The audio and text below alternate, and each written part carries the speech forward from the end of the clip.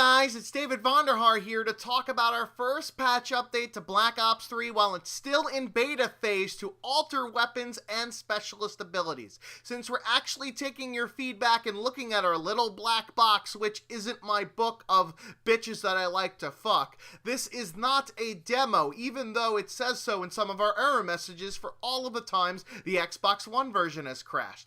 Speaking of Xbox One, this patch will be rolled out today on the console version, but we're not adjusting PC yet because we finally recognize that the PC plays completely different than the console version with an emphasis on hipfire, which is why the KRM shotgun is actually useful on PC. Speaking of which, we buffed the close range damage to always lethal kill within 250 units, which is usually a placeholder for an actual type of measurement when you're talking about physics, which is like those leaked gun images that came up the other day on Charlie Intel.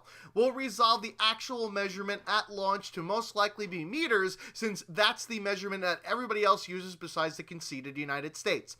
Anyways, back to the gun balance, we also reduced the long range damage to not be able to one-hit kill as far, since before the shotgun was about as predictable as Britney Spears circa 2007.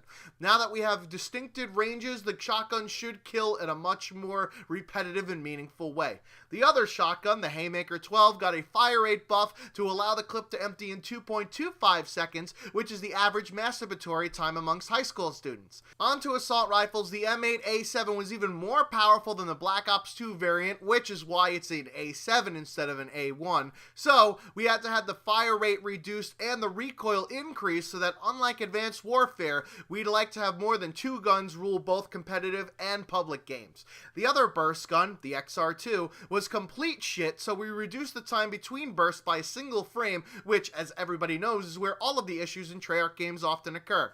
The HVK's hipfire spread was reduced, even though shooting from the hip in this game is as prevalent as the lyrics in AC/DC's stiff upper lip. On to SMGs, everybody's favorite one to hate, the Razorback got a nerf to increase recoil and a range reduction in that it should 5-hit kill if you're over the length of the bridge on Hunted. Yes, I know there are 3 different bridges of all different lengths on that map, so it's up to you guys to figure out which one I'm talking about. It's kind of like incorporating zombies Easter eggs into multiplayer. Yay! The Vesper also got a close range nerf so that it won't melt like the Wicked Witch of the West in water. Try saying that 5 times fast. Wicked Witch of the West in water, Wicked Witch of the West in water, Wicked Witch of the West in water, Wicked. On to the snipers and sorry shit scopers. Increased aim assist isn't on the agenda. We're gonna save that for the actual release of the game. This way we lure people in by rejoicing about not getting wrecked by the one-shot kill guns up close, only to have them pull their hair out later so that everyone can look like me. We did, however, nerf the Drakon after watching Weagle's video about it. If he could do good with the gun, then it must be overpowered. Get it? It's like a double entendre because he's the leader of OP and the gun is also too OP. Anyways, we increased the recoil and the fire rate, along with having upper chest kills, not a one-shot kill anymore. You need to hit the neck and head, and our player models aren't giraffes. Now, onto the specialist abilities. Rejacked is getting yet another incorrect nerf. Instead of keeping your streaks, but reducing the health and not having your clip reload when you get back up, which is the right way to balance it, we're instead removing your streaks and increasing the time to earn it and the animation time from 1 second to 1.5 seconds. This has been a hot button issue only because we continue to fuck up tweaking it correctly.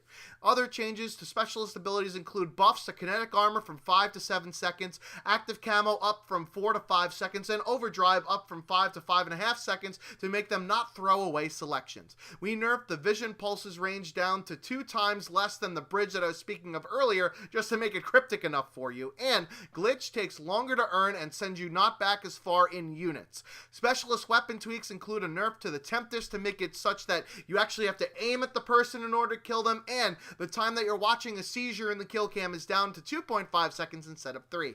The War Machine has a reduced clip to 6 from 8, making it like the Black Ops 2 version, but we also reduced the splash damage to that of a kiddie pool versus a Shamu show.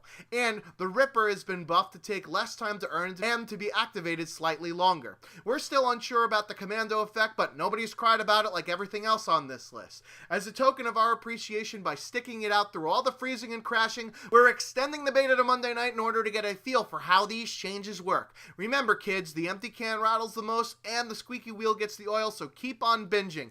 And I'll also link in the description a Reddit post to a good way of constructive criticism, and we promise we won't ignore it like Schwantz's brilliant suggestion for balancing the rejack ability.